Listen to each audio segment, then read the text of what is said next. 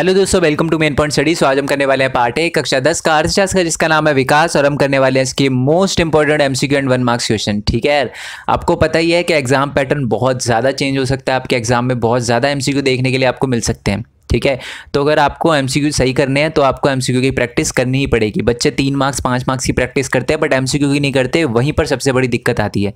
ठीक है, अभी के हिसाब से भी देखें ना, मान लो पैटर्न चेंज भी नहीं होता तब भी 20 एमसीक्यू आते हैं दोस्त, और अगर 20 एमसीक्यू आपको सही करने हैं तो आपको एमसीक्यू की प्रैक्टिस करनी ही पड़ेगी। ओके, इंग्लिश में बच्चों को मिल जाते हैं, हिंदी मीडियम वाले बच्चे मेरे से शिकायत करते हैं सर हिंदी में नहीं मिलते, हिंदी में भी बनाया करो। तो मैंने कहा ठीक है यार, हिंदी में भी करते हैं। ओके जी, ये चैप्टर मैं पूरा का पूरा पहले एक्सप्लेन कर चुका हूँ विद नोट्स, लिंक नीचे डिस्क्रिप्शन में, पहले वो जाकर देखना तब आना यहाँ पर। ठीक है, आप सारे के सारे क्वेश्चन का जो रिप्लाई है वो खुद कर पाओगे और आपको कॉन्फिडेंस आएगा कि जी कैसा भी क्वेश्चन आएगा तो मैं अटेम्प्ट कर लूँगा। ठीक है, तो इसलिए पहले चैप्टर समझ के आना, लिंक नीचे डिस्क्रिप्शन में दे रखा है। ऑल्दो इन सारे के सारे क्वेश्चन का आंसर मैंने नीचे लिख रखा है। ठीक है, बट ट्राई करना कि खुद इन क्वेश्चन का आंसर करो आप। ओके जी, तो चलिए शुरू करते हैं। फर्स्ट क्वेश्चन है कि किसी देश का विकास आमतौर पर उसकी डैश से निर्धारित किया जाता है। किससे निर्धारित किया जाता है किसी भी देश का विकास? ए, औसत साक्षरता दर, बी, प्रति व्यक्ति आय, सी, लोगों की स्वास्थ्य स्थिति, या डी, इनमें से कोई नहीं। तो आपको पता है किसी भी देश का जो विकास होता है आमतौर पर प्रति व्यक्ति आय से निर्धारित किया जाता है। ठीक है, अगर किसी देश के अंदर प्रति व्यक्ति आय ज़्यादा है तो वो अधिक विकसित माना जाएगा, और अगर प्रति व्यक्ति आय कम है तो वो कम विकसित माना जाएगा। ओके, तो इसका आंसर है बी। नेक्स्ट क्वेश्चन की बात करते हैं। विभिन्न व्यक्ति अलग अलग होने के साथ साथ किसी देश के विकास के लिए परस्पर विरोधी धारणा भी रख सकते हैं। यहाँ पर किसके विकास की बात की जा रही है? देखो यार, ये बड़ा सिंपल क्वेश्चन है और ये समझना भी इंपॉर्टेंट है कि एक बंदे के लिए जो विकास है ना वो दूसरे बंदे के लिए विनाश हो सकता है। मेरे कहने का मतलब डैम, बांध। ठीक है, एक फैक्ट्री के मालिक के लिए डैम बहुत अच्छी चीज़ है, विकास है, क्योंकि उस डैम से क्या होता है, इलेक्ट्रिसिटी आती है उसकी फैक्ट्री में। बट जिस बंदे को उसकी ज़मीन से निकाला जाएगा, हटाया जाएगा डैम बनाने के लिए, उस किसान के लिए तो विनाश है डैम बनना, है ना। तो यहाँ पर किस चीज़ के विकास की बात कही गई है? वैसे तो देश की विकास की बात की गई है, आपको सिंपल सा समझ आ चुका है, बट ऑप्शन में से बताओ, ए सामाजिक विकास, बी सांस्कृतिक विकास, सी राष्ट्र विकास, या डी आर्थिक विकास। तो यहाँ पर राष्ट्र विकास की बात की गई है। ठीक है, सिंपल क्वेश्चन था ये।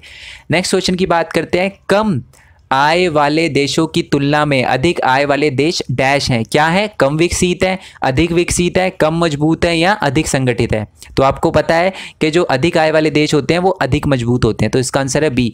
नेक्स्ट क्वेश्चन की बात करते हैं, क्वेश्चन नंबर 4।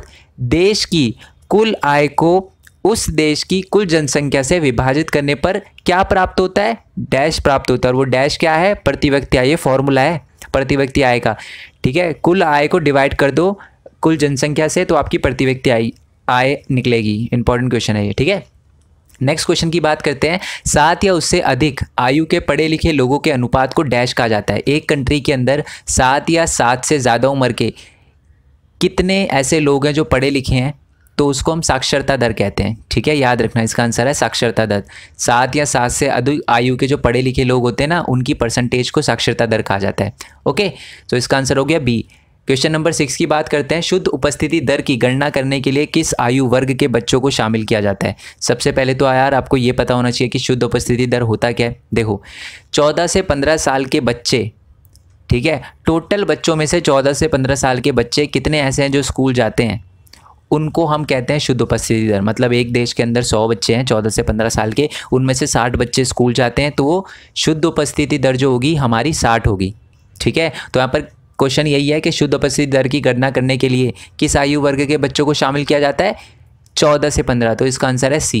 ठीक है, अगर आपने वीडियो देखी होगी ना तो बड़ा आसान होगा ये आपके लिए। नेक्स्ट क्वेश्चन है कि शरीर द्रव्यमान सूचकांक यानी BMI, इसको इंग्लिश में BMI कहते हैं। ठीक है, सो की गणना के लिए व्यक्ति के वजन को निम्नलिखित में से किससे विभाजित किया जाता है? BMI निकालने का फॉर्मूला पता है ना आपको, कि जितना वजन होता है केजी में, जैसे एक बंदे का वजन है 50 किलो, तो 50 डिवाइड बाय क्या होता है? डिवाइड बाय वही बताना है। ए वजन का वर्ग, बी ऊंचाई के वर्ग से, सी ऊंचाई के वर्गमूल से, या डी ऊंचाई या भार के योग से। तो आपको पता है कि मान लो एक बंदे का वजन 50 किलो है, ठीक है, तो 50 किलो डिवाइड बाय उसकी हाइट का स्क्वायर, यानी उसकी जो हाइट है वो मान लो 5 मीटर है, तो 5 मीटर का स्क्वायर उससे डिवाइड करेंगे तब हमारा निकलेगा शरीर द्रव्यमान सूचकांक। ठीक है जी, तो इसका आंसर है बी। नेक्स्ट क्वेश्चन की बात करते हैं कि यदि किसी व्यक्ति का जो BMI है वो 18.5 से कम है तो वो क्या कहलाएगा? अधिक वजन का कहलाएगा, लंबी ऊंचाई का कहलाएगा, कुपोषित कहलाएगा या कम ऊंचाई का कहलाएगा? वो बंदा कुपोषित कहलाएगा जिसका BMI 18.5 से कम है। जो अभी फॉर्मूला बताया ना, अगर उस फॉर्मूले के अनुसार BMI 18.5 से कम आ रहा है तो वो कुपोषित है। नेक्स्ट क्वेश्चन की बात करते हैं, भारत अपने भूजल भंडार का कितना अति अनुपात उपयोग कर रहा है? मतलब ज़रूरत से ज़्यादा कितना % जो ग्राउंड वाटर है वो यूज़ कर रहा है, ओवर यूज़ कर रहा है, जिसको हम कह सकते हैं 1:4 यानी 1/4, 1/10, 1/3 या 1/2। तो इसका आंसर है सी 1/3। ठीक है, 1/3 जो पोर्शन है ग्राउंड वाटर का वो हम एक तरह से अति अनुपात यूज़ कर रहे हैं। ठीक है, मतलब ज़्यादा यूज़ कर रहे हैं, ओवर यूज़ कर रहे हैं। ओके, नेक्स्ट क्वेश्चन की बात करते हैं, क्वेश्चन नंबर 10। जो संसाधन कई वर्षों के उपयोग के बाद समाप्त हो जाते हैं उन्हें डैश कहा जाता है। क्या कहा जाता है? नवीकरणीय संसाधन, गैर टिकाऊ संसाधन, गैर नवीकरणीय संसाधन या प्रतिस्थापी संसाधन। पता नहीं है प्रतिस्थापी होता भी है कुछ या नहीं होता। वैसे इसका आंसर है गैर नवीकरणीय संसाधन। ठीक है, जो एक टाइम के बाद ख़त्म हो जाएंगे। आप इसका एग्जाम्पल बताना कि गैर नवीकरणीय संसाधन कौन से होते हैं, पता होना चाहिए क्योंकि ज्योग्राफी में भी है ये क्वेश्चन। ओके जी, नेक्स्ट क्वेश्चन की बात करते हैं, क्वेश्चन नंबर 11। भूमिहीन मजदूरों के विकास लक्ष्य में सर्वोच्चम प्राथमिकता क्या होगी? मतलब एक बंदा है, ठीक है, मजदूर है, वो उसके पास ज़मीन नहीं है तो वो क्या चाहेगा? ए, ग्रामीण इलाके में बैंक चाहेगा, बी, अधिक दिनों तक काम और बेहतर मजदूरी चाहेगा, परिवहन के लिए धातु की सड़कें चाहेगा या उच्च विद्यालय की स्थापना चाहेगा। अब एक भूमिहीन मजदूर है, वो क्या चाहेगा? वो यही चाहेगा कि उसको ज़्यादा से ज़्यादा दिनों तक काम मिल जाए और अधिक मजदूरी मिल जाए। तो इसका आंसर है बी। ठीक है, आप इसको तो ये वाला क्वेश्चन तो बिल्कुल ही एक वैल्यू बेस्ड था, आप इसको नॉर्मली ही कर सकते हो एलिमिनेशन मेथड से। ठीक है, नेक्स्ट क्वेश्चन की बात करते हैं कि एक शिक्षित बेरोजगार युवा की आकांक्षा क्या होगी? एक पढ़ा लिखा बंदा है बट बेरोजगार है, काम नहीं मिल रहा उसको, तो उसकी क्या आकांक्षा होगी, क्या होप्स होगी उसकी? पहला, कृषि में बेहतर अवसर। अब पढ़ा लिखा है तो कृषि तो करेगा नहीं, वो करनी चाहिए वैसे बट नहीं करेगा, वो पढ़े लिखे लोग थोड़ा सा कम होते हैं कृषि वगैरह में। ठीक है, तो ये तो नहीं होगा। बी, बेहतर जीवन के लिए सरकार का समर्थन। सरकार का समर्थन उसे जॉब लेने में चाहिए, उसको अच्छे जीवन के लिए नहीं चाहिए, तो ये भी नहीं होगा। डी है कि मनोरंजन के लिए बेहतर सुविधाएं, तो ये तो नहीं चाहता एक शिक्षित बेरोजगार। क्या शिक्षित बेरोजगार क्या चाहता है? इसका आंसर है सी, एक शहरी शिक्षित बेरोजगार अच्छे रोजगार के अवसरों की आकांक्षा करेगा जहां उसकी शिक्षा का उपयोग किया जा सके। मतलब जो उसने पढ़ाई करी है उसके हिसाब से उसको एक बढ़िया जॉब मिल जाए, वही चाहता है एक शिक्षित बेरोजगार। ओके जी, नेक्स्ट क्वेश्चन। वैसे मैं बता दूं हमारे देश में जो शिक्षित बेरोजगार की प्रॉब्लम है ना वो बहुत ज़्यादा है। ओके, नेक्स्ट क्वेश्चन की बात करते हैं, औसत आय क्या है? ठीक है, औसत आय क्या है? ऑप्शन ए, देश की औसत आय का मतलब है देश की कुल आय।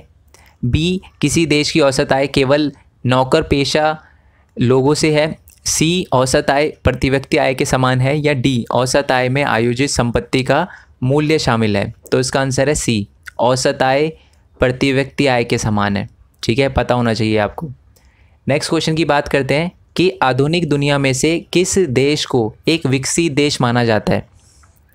जिन देशों की बड़ी मात्रा में धन संचय किया होता है, मतलब जिन देश के पास बहुत ज़्यादा पैसा होता है। बी, मानव विकास सूचकांक का अच्छा होना, जिन देशों में संसाधन हो या जो देश अमीर हो। तो आपको पता है आधुनिक दुनिया में, आज की दुनिया में ना एक UNDP, United Nation Development Programme, एक रिपोर्ट छापता है। ठीक है, और वो जो रिपोर्ट छापता है ना वो मानव विकास सूचकांक यानी हर तरीके के पैरामीटर को देखता है कि भैया लाइफ एक्सपेक्टेंसी अच्छी होनी चाहिए, शिशु मृत्यु दर जो होनी चाहिए वो कम होनी चाहिए, लोगों को सारी सुविधाएं मिले, शिक्षा मिले, इन सारी की सारी चीज़ों पर क्या बनाता है? एक रिपोर्ट बनाता है और उसी के हिसाब से तय करते हैं कि कौन सा देश विकसित है। तो इसका आंसर है मानव विकास सूचकांक का अच्छा होना, ये बताता है कि एक जो देश है वो विकसित देश है। ठीक है, नेक्स्ट क्वेश्चन की बात करते हैं हम कि पैसे से उन सभी वस्तु और सेवाओं को नहीं खरीद सकते। मतलब इनमें से कौन सी ऐसी चीज़ें हैं जिनको आप पैसे से नहीं खरीद सकते? ए, संक्रामक रोगों से पूर्ण सुरक्षा। बी, गुणवत्ता वाली शिक्षा, इसको तो आप पैसे से खरीद सकते हो, बड़ी बड़ी ऐप पे जाकर पढ़ सकते हो। सी, ऐश और आराम की ज़िंदगी, ये भी आप पैसों से खरीद सकते हो। देश के हर हिस्से में प्रदूषण रहित वातावरण। तो इसका आंसर है ए और इसका आंसर है डी। ए डी दोनों की दोनों चीज़ें ऐसी है जो आप पैसे से नहीं खरीद सकते। एक्चुअली ना इसमें ऑप्शन अलग थे, जैसे कि ए में दे रखा था 1 और 4, तो इसलिए मैंने थोड़ी दिक्कत कर दी, बट कोई दिक्कत नहीं, आप समझ गए ना। इसका मतलब दो चीज़ें जो हम पैसे से नहीं खरीद सकते, संक्रामक रोगों से पूर्ण सुरक्षा आप नहीं खरीद सकते, पैसों से नहीं खरीद सकते, आप कितने भी अमीर हो, ठीक है। आप ये नहीं बोल सकते कि जी कोरोना मेरे पास नहीं आएगा, मेरे पास 2000 का नोट है, ऐसे दिखा रहे हो कि जी देखो मैं अमीर हूँ, मेरे पास कोरोना नहीं आएगा, तो ऐसा नहीं होगा, ठीक है। तो आप संक्रामक रोगों से पूर्ण सुरक्षा नहीं खरीद सकते। दूसरी बात, आप प्रदूषण रहित वातावरण नहीं खरीद सकते। मैं दिल्ली में रहता हूँ तो ये बात मेरे को बहुत अच्छे से पता है, ठीक है।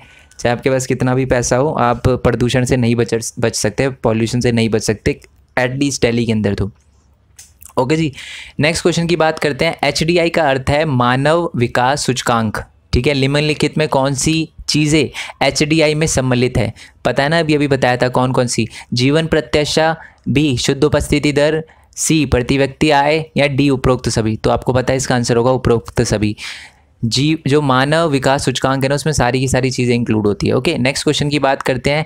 केरल में शिशु मृत्यु दर कम है, तो उसका क्या रीज़न है? अच्छी जलवायु है वहाँ पर।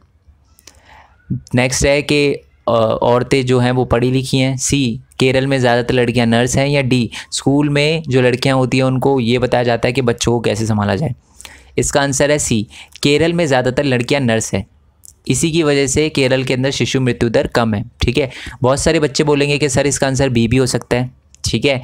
इसका आंसर बी दोस्त नहीं हो सकता। मैं बताता हूँ क्यों नहीं हो सकता। क्योंकि ज़रूरी नहीं है कि अगर कोई स्टेट के अंदर साक्षरता दर ज़्यादा है तो वहाँ पर सारे के सारे डॉक्टर ही बनेंगे, वो कुछ और भी बन सकते हैं, ठीक है। तो अगर शिशु मृत्यु दर की बात हुई है, हेल्थ केयर की बात हुई है, तो जो वैलिड रीज़न डायरेक्टली यही होता है कि केरल में ज़्यादातर लड़कियाँ नर्स है। क्योंकि आप देखोगे, अगर मैं दिल्ली की भी बात करूँ तो दिल्ली में जितने भी हॉस्पिटल देखने के लिए मिलते हैं, वहाँ पर आपको जो नर्सेज़ है ना, वो ज़्यादातर साउथ इंडिया से ही आए हुए दिखते हैं आपको, है ना।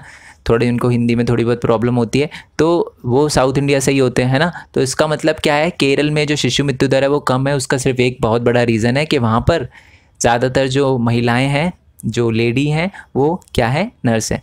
नेक्स्ट क्वेश्चन की बात करते हैं। अब से 50 साल बाद ऊर्जा का सबसे आश्चर्यजनक स्रोत क्या होगा और क्यों होगा? पेट्रोलियम। 50 साल बाद आश्चर्यजनक होगा? नहीं, आश्चर्यजनक तो कोई है ही नहीं इसमें बात। सी है कोयला, बिल्कुल नहीं, कोयला आश्चर्यजनक नहीं है, ठीक है। बेशक अभी उस यूज़ करेंगे उसको, बट मतलब कर ही रहे हैं यूज़, बट वो आश्चर्यजनक नहीं है, ठीक है। डी वन उत्पाद, वन का भी आज उपयोग हो रहा है वो प्रचुर मात्रा में। इसका आंसर है बी सौर ऊर्जा, ठीक है। मतलब सौर ऊर्जा क्या है, एक आश्चर्यजनक स्रोत है, ठीक है। अभी तो उसका उपयोग बहुत कम हो रहा है, बट एक टाइम आएगा जब सारी की सारी चीज़ें जो होगी वो सौर ऊर्जा से करी जाएगी, जो कि एक बहुत अच्छी बात है, ठीक है। पॉल्यूशन से हम बहुत ज़्यादा परेशान हैं। आपने शायद नहीं सुना होगा, मैं आपको ना एक आइलैंड के बारे में नाम बताता हूँ, किरिबस, ठीक है। किरीबाटी लिखना आप, क्योंकि वहाँ पर है ना TI को एस कहते हैं। तो किरिबस या किरीबाटी सर्च करना कभी नेट पे, आपको पता चलेगा कि अगले 30-40 साल में वो जो कंट्री है वो पूरी की पूरी पानी में डूब जाएगी। वहाँ पर बहुत लोग रहते हैं, तो आप सोचो कि यार उनको कैसा लगेगा कि जिस कंट्री में वो पैदा हुए 30-40 साल बाद वो कंट्री ही नहीं रहेगी, है ना। तो इसलिए अच्छी बात है कि हम सौर ऊर्जा का उपयोग करें। नेक्स्ट क्वेश्चन है आपका, क्वेश्चन नंबर 19। पर्यावरण को नुकसान पहुंचाने वाले कारण को निशान लगाए। किन किन चीज़ों से पर्यावरण होता है? पेड़ों का रोपण, मतलब पेड़ लगाने से पर्यावरण होता है? नहीं, तो ये तो नहीं हो सकता। बी नदियों के पानी के साथ मिल रहे कारखाने के कचरों की रोकथाम, तो इससे तो प्रदूषण कम होगा, है ना, प्रदूषण थोड़ा ना होगा, तो ये भी नहीं है। सी प्लास्टिक की थैलियों का उपयोग पर प्रतिबंध, इससे भी प्रदूषण कम होगा, ज़्यादा तो होगा नहीं, तो ये भी नहीं है। आपको ऐसा ऑप्शन करना है जो पर्यावरण को नुकसान पहुंचाए, ठीक है। कार, बस, ट्रकों आदि द्वारा उत्सर्जित निकास धुएं के स्तर में वृद्धि। ऑब्वियस सी बात है, इनमें से अगर धुएं की वृद्धि होगी कार वगैरह में तो ज़्यादा पॉल्यूशन होगा, तो इसका आंसर है डी। नेक्स्ट क्वेश्चन की बात करते हैं फिलिंग द ब्लैंक्स है। फिलिंग द ब्लैंक्स आपको ना आपके एग्जाम में ज़्यादा देखने के लिए मिलेंगे, ठीक है। तो क्वेश्चन है आपका कि डैश एक व्यापक शब्द है जिसमें वास्तविक प्रति व्यक्ति आय में वृद्धि, लोगों के जीवन स्तर में सुधार, गरीबी दर में कमी और शिक्षा आदि शामिल है। चैप्टर का नाम ही लिखना है आपको, विकास, ठीक है। विकास में सारी की सारी चीज़ें इंक्लूड हो जाती है, ठीक है। चाहे वो प्रति व्यक्ति आय में वृद्धि हो, लोगों के जीवन स्तर में वृद्धि हो, ठीक है, गरीबी दर का कम होना और शिक्षा आदि शामिल है, ठीक है। नेक्स्ट क्वेश्चन की बात करते हैं, क्वेश्चन नंबर 21 के डैश एक जन्मे बच्चे के जीवित रहने की उम्मीद को दर्शाता है। ठीक है, तो जन्म के समय जीवन प्रत्याशा, ठीक है, जन्म के समय एक बच्चा कितना जीता है वो एक बच्चे के जीवित रहने की उम्मीदों को दर्शाता है। ठीक है, जीवन प्रत्याशा का मतलब यही होता है। तो आप लिख सकते हो जीवन प्रत्याशा। ठीक है, प्रत्याशा का मतलब होता है कि कितनी पॉसिबिलिटी है उसकी जीने की, लाइफ एक्सपेक्टेंसी। ठीक है, नेक्स्ट क्वेश्चन है आपका, जो विकास पर्यावरण को बिना नुकसान पहुंचाए और वर्तमान का विकास भविष्य की पीढ़ियों की ज़रूरत के साथ समझौता ना करे, उसे क्या कहते हैं? मतलब पर्यावरण को नुकसान पहुंचाए बिना जो विकास होता है उसको सतत पोषणीय विकास कहते हैं, याद रखना। क्वेश्चन नंबर 23, डैश विकास का अर्थ है जब प्रति व्यक्ति आय में वृद्धि हो, गरीबी बेरोजगारी कम हो तथा आर्थिक कल्याण हो, तो उसको हम आर्थिक विकास कहते हैं। ठीक है, अगर किसी देश के अंदर ये सारी की सारी चीज़ें हो रही है, प्रति व्यक्ति आय में वृद्धि हो रही है, गरीबी कम हो रही है और आर्थिक कल्याण होता है, मतलब इन सारी की सारी चीज़ें जो है पैसे से रिलेटेड है, तो इसलिए आर्थिक विकास होगा इसका आंसर। नेक्स्ट 24 क्वेश्चन है आपका कि आय के अलावा हमारे जीवन में दो महत्वपूर्ण पहलू है, मतलब पैसे तो होनी चाहिए, इनकम तो होनी चाहिए, उसके साथ दो चीज़ें होनी चाहिए, समान उपचार और दूसरा है स्वतंत्रता।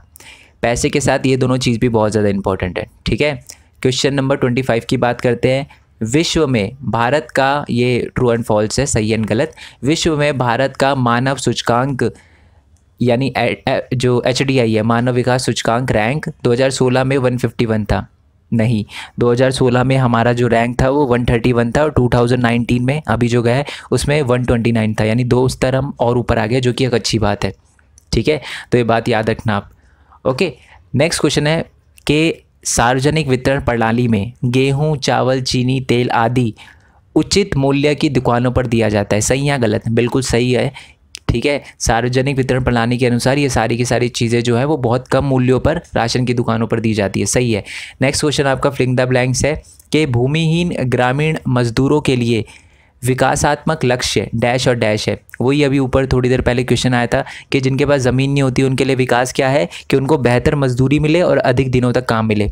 ठीक है, तो ये दोनों के दोनों आएंगे। आंसर लिख रखे हैं, कंफ्यूज मत होना, ये देखो नीचे मैंने लिख रखे हैं तो आपको दिक्कत नहीं होगी। ओके, कौन सा क्वेश्चन कर रहे थे हम?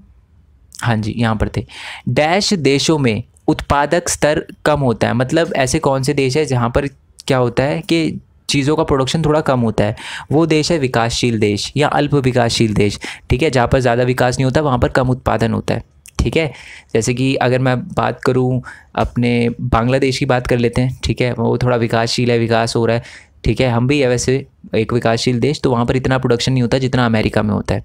ठीक है, ओके, नेक्स्ट क्वेश्चन की बात करते हैं, ये भी सही गलत है। क्वेश्चन नंबर 28, आर्थिक विकास की तुलना में मानव विकास एक व्यापक शब्द है, यानी आर्थिक विकास जो है वो छोटा शब्द है और मानव विकास ज़्यादा बड़ी चीज़ है। बिल्कुल सही बात है। ठीक है, 28 का आंसर है सही, क्योंकि जो मानव विकास है वो आर्थिक विकास से ज़्यादा इंपॉर्टेंट है। एक्चुअल में मानव विकास के अंदर ही आर्थिक विकास आ जाएगा। ठीक है, ओके जी, नेक्स्ट क्वेश्चन की बात करते हैं। क्वेश्चन नंबर 28, विश्व विकास रिपोर्ट के अनुसार जिन देशों की सालाना प्रति व्यक्ति आय $12,375 से अधिक है वह अमीर देश है। बिल्कुल सही बात है। ठीक है, विश्व विकास रिपोर्ट के अनुसार ये बिल्कुल सही क्राइटेरिया है। ओके, नेक्स्ट क्वेश्चन की बात करते हैं। क्वेश्चन नंबर 30, केरल में शिशु मृत्यु दर कम है। बिल्कुल सही है, कम है। रीज़न, ज़्यादातर जो महिलाएं हैं वहाँ पर नर्स है। नेक्स्ट क्वेश्चन की बात करते हैं। क्वेश्चन नंबर 31, एक अच्छा जीवन स्तर मानव विकास सूचकांक का अभिन्न अंग है। बिल्कुल सही है, एक अच्छा जीवन जहाँ पर अपने बच्चों को पढ़ा सके, ठीक है, अच्छी एजुकेशन वगैरह दे सके, खाने के लिए उनको अच्छे से पर्याप्त खाना वगैरह मिले, एक अच्छा लाइफस्टाइल हो, तो ये क्या है? मानव विकास सूचकांक का एक अभिन्न अंग है। बिल्कुल सही है ये आंसर। नेक्स्ट क्वेश्चन की बात करते हैं। अगर किसी क्वेश्चन में आपको प्रॉब्लम हो तो क्वेश्चन नंबर लिख देना, ठीक है, मैं उसको आपके लिए कमेंट में ही एक्सप्लेन कर दूंगा, समझ आ जाएगा आपको बहुत अच्छे से। ठीक है, वैसे तो आपको समझ आ ही रहा होगा, बहुत इजी क्वेश्चन है, इतने ज़्यादा है नहीं, और यही आपको देखने के लिए मिलेंगे। कुछ क्वेश्चन आपको टफ लग सकते हैं कि सर जी BMI क्या होता है, वो तो यार जब आप वीडियो देखोगे ना चैप्टर की तभी आपको अच्छे से क्लियर होगा। और वीडियो को लाइक कर देना यार, चैनल को सब्सक्राइब कर देना अगर आपने अभी तक नहीं किया, और जितनी हो सके वीडियो शेयर कर देना, जितने भी ग्रुप है ना सब में शेयर कर दो। ठीक है यार, नेक्स्ट क्वेश्चन की बात करते हैं कि औसत आय और प्रति व्यक्ति आय दोनों एक ही तरीके की अवधारणा है। बिल्कुल सही बात है, औसत आय और प्रति व्यक्ति आय दोनों एक ही बात होती है। ठीक है, नेक्स्ट क्वेश्चन की बात करते हैं। क्वेश्चन नंबर 33, निम्न में से किस राज्य की साक्षरता दर सबसे अधिक है? पंजाब, बिहार, केरल या हरियाणा? तो आपको पता है कि केरल की जो साक्षरता दर है, पढ़े लिखे लोगों की जो परसेंटेज है 7 से ज़्यादा उम्र के जो पढ़े लिखे लोग हैं उनकी जो परसेंटेज है वो केरल में सबसे ज़्यादा है, ठीक है, भारत के अंदर। नेक्स्ट क्वेश्चन की बात करते हैं कि विकास में लोग क्या चाहते हैं, ज़्यादा आय, स्वतंत्रता, सुरक्षा या उपरोक्त सभी।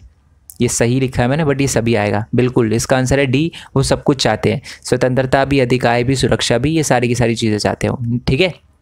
नेक्स्ट क्वेश्चन की बात करते हैं, निम्नलिखित में से किस देश का मानव विकास सूचकांक सबसे ऊपर है। श्रीलंका। श्रीलंका का जो मानव विकास सूचकांक है वो भारत, म्यांमार, नेपाल सबसे ज़्यादा है, ठीक है।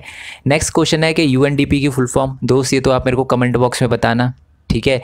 बीएमआई का फॉर्मूला ये भी आप मेरे को कमेंट बॉक्स में बताना, ठीक है, वेट करूंगा आपके आंसर का मैं। नेक्स्ट क्वेश्चन और लास्ट क्वेश्चन जो है कि साक्षरता दर क्या है। 10वीं पास छात्रों की संख्या, ए, बी है अपना पढ़े लिखे लोगों की संख्या, सी है 7 और उससे अधिक आयु के लोगों में साक्षर जनसंख्या का अनुपात, या डी उपरोक्त सभी। तो आपको पता है कि 7 या 7 से ज़्यादा उम्र के जो बच्चे होते हैं, जो लोग होते हैं, उनमें पढ़े लिखे लोगों की जो जनसंख्या होती है उनको हम साक्षरता दर कहते हैं, ठीक है। तो इसका आंसर है सी। आई होप आपको वीडियो अच्छी लगी हो तो लाइक करना यार, वीडियो अच्छी लगी हो तो चैनल को सब्सक्राइब करना, जितना हो सके इस वीडियो को शेयर करना, शेयर कर दो जितने भी ग्रुप है, ठीक है। मेरे पे भी प्रेशर रहना चाहिए कि जी मेरे को हिंदी मीडियम का भी बनाना है, ओके। और मेरे दूसरे चैनल का लिंक दे रखा है डिस्क्रिप्शन में, उसको भी सब्सक्राइब करना। तो उस पर मैं बता दूँ 1000 सब्सक्राइबर हो गए हैं, तो वो भी आप ही की वजह से हुए हैं, तो थैंक यू सो मच यार। और टेलीग्राम चैनल पे जा सकते हो पीडीएफ वगैरह के लिए, नहीं तो जीपी लिंक डिस्क्रिप्शन में दे रखा होगा, ठीक है। वहाँ से आप ये डाउनलोड वगैरह कर सकते हो, पीडीएफ वगैरह, आंसर वगैरह, ठीक है यार। वैसे तो मैं ना आंसर आपको दिखा देता हूँ, अगर आपको डाउनलोड करने में दिक्कत आ रही हो तो आप स्क्रीनशॉट ले लेना, ठीक है। ये स्क्रीनशॉट इसका ले लो पहले, ठीक है, इसका आप स्क्रीनशॉट ले लो और फिर इसके बाद एक इसका ले लो, ठीक है। और एक नीचे का भी दिखा देता हूँ आपको, जस्ट अ सेकेंड,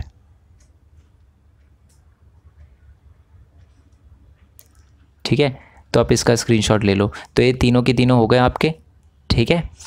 तो आई होप वीडियो अच्छी लगी हो, कर देना यार सब्सक्राइब चैनल को, दूसरे वाले चैनल को भी सब्सक्राइब कर देना। इंस्टाग्राम फेसबुक का लिंक नीचे डिस्क्रिप्शन में है और वहाँ पर आप बातचीत कर सकते हो, कुछ पूछना हो तो पूछ सकते हो, क्योंकि व्हाट्सएप पे थोड़े ज़्यादा मैसेज आते हैं, थोड़ी दिक्कत आती है मेरे को आंसर वगैरह करने में। तो अगर आप इंस्टाग्राम पे कर दोगे तो मैं जल्दी रिप्लाई कर दूंगा, ठीक है। रिप्लाई ज़रूर करूँगा, मेरे मतलब व्हाट्सएप का लिंक जो नंबर है वो भी डिस्क्रिप्शन में दे रखा है, मैसेज करना यार, ठीक है।